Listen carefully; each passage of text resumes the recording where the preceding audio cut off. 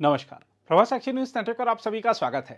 देश की विमानन व्यवस्था को नई गति देते हुए प्रधानमंत्री नरेंद्र मोदी ने आज उत्तर प्रदेश के जेवर में नोएडा अंतर्राष्ट्रीय हवाई अड्डे के पहले चरण का उद्घाटन किया।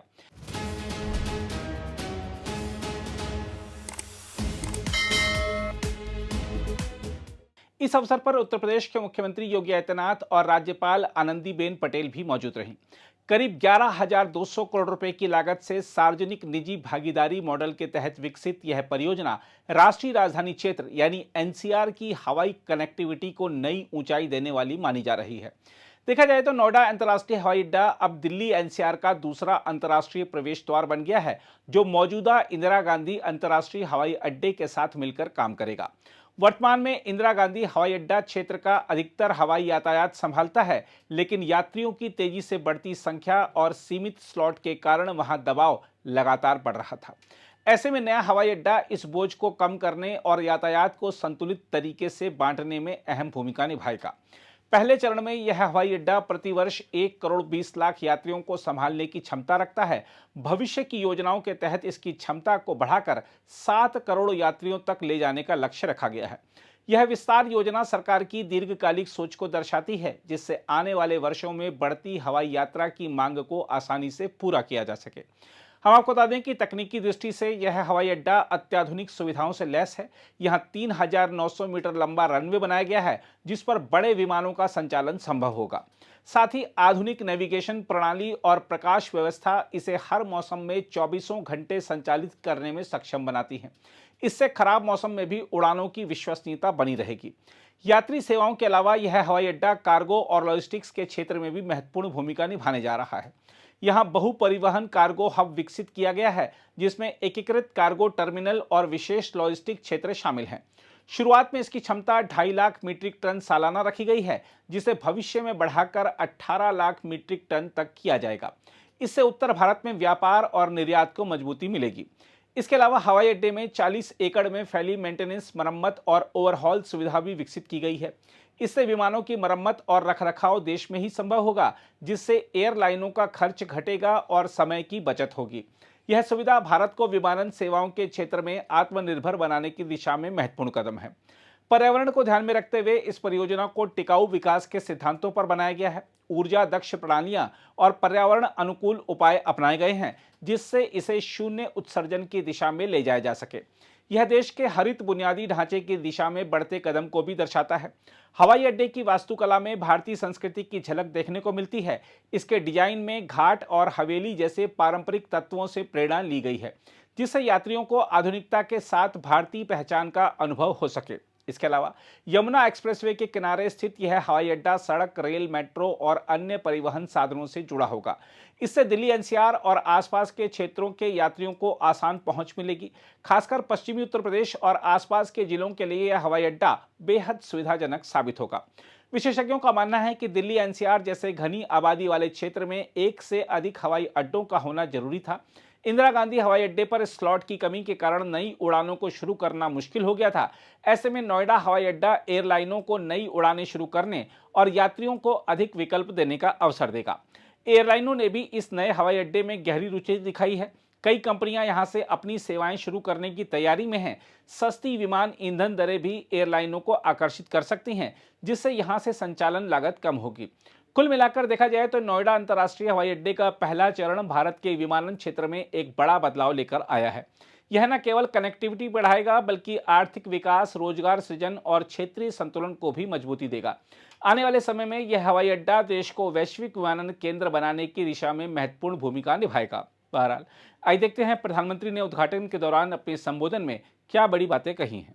कनेक्टिविटी दे रही है और ये हमारा जेवर एयरपोर्ट पूरे उत्तर भारत को दुनिया से जोड़ रहा है। और आपने अभी वीडियो में देखा, ये ऐसा एयरपोर्ट बन रहा है, हर 2 मिनट में एक जहाज उड़ेगा, हर 2 मिनट में एक जहाज उड़ेगा। पहले सपा वालों ने नोएडा को अपनी लूट का एटीएम बना लिया था। लेकिन आज भाजपा सरकार में वही नोएडा यूपी के विकास का सशक्त इंजन बन रहा है। साथियों, बहुत अच्छा उदाहरण है। अब आप सोचिए, इस एयरपोर्ट को अटल बिहारी वाजपेयी जी की सरकार ने 2003 में ही फाइल में मंजूरी दे दी थी। 2003 में आप में से बहुत होंगे जिसका जन्म नहीं हुआ होगा। बहुत वो लोग होंगे जो उस समय 25-30 साल के 35 साल के हुए होंगे और आज रिटायर्ड की हो गए। लेकिन एयरपोर्ट नहीं बना। लेकिन केंद्र में कांग्रेस और यहां की पहले की सरकारों ने सालों तक इस एयरपोर्ट की नींव तक नहीं पड़ने दी। 2004 से 2014 तक ये एयरपोर्ट फाइलों में ही दबा रहा। जब हमारी सरकार बनी तो यूपी में सपा की सरकार थी। शुरू के 2-3 सालों में सपा वालों ने इस पर काम नहीं होने दिया। लेकिन जैसे ही यहां भाजपा एनडीए की सरकार बनी, दिल्ली में भाजपा एनडीए की सरकार बनी, तो जेवर एयरपोर्ट की नींव भी पड़ी, निर्माण भी हुआ और अब ये शुरू भी हो गया है। प्रतीक है। आप सभी देख रहे हैं कि आज पूरा विश्व कितना चिंतित है।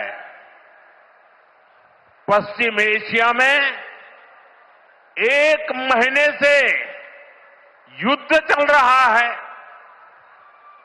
युद्ध की वजह से कई सारे देशों में खाने पीने के सामान, पेट्रोल, डीजल, गैस, खाद, ऐसी कई जरूरी चीजों का चारों तरफ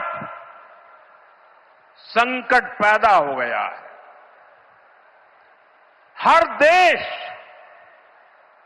इस संकट का सामना करने के लिए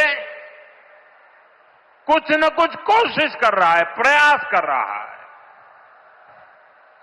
और हमारा भारत भी इस संकट का पूरी शक्ति से मुकाबला कर रहा है। देशवासियों की ताकत के भरोसे कर रहा है।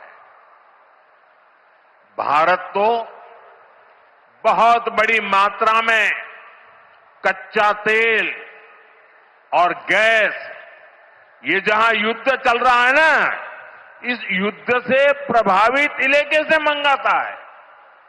इसलिए सरकार हर वो कदम उठा रही है जिससे सामान्य परिवारों पर, हमारे किसान भाई बहनों पर इस संकट का बोझ न पड़े। साथियों, संकट के इस समय में भी भारत ने अपने तेज विकास को निरंतर जारी रखा है। मैं सिर्फ पश्चिमी उत्तर प्रदेश की ही बात करूं तो पिछले कुछ सप्ताह में ही ये चौथा बड़ा प्रोजेक्ट है जिसका शिलान्यास या लोकार्पण हुआ है।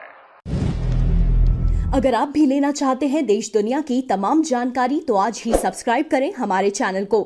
साथ ही नीचे दिए बेल आइकन को जरूर दबाएं ताकि हर अपडेट आप तक पहुंच सके।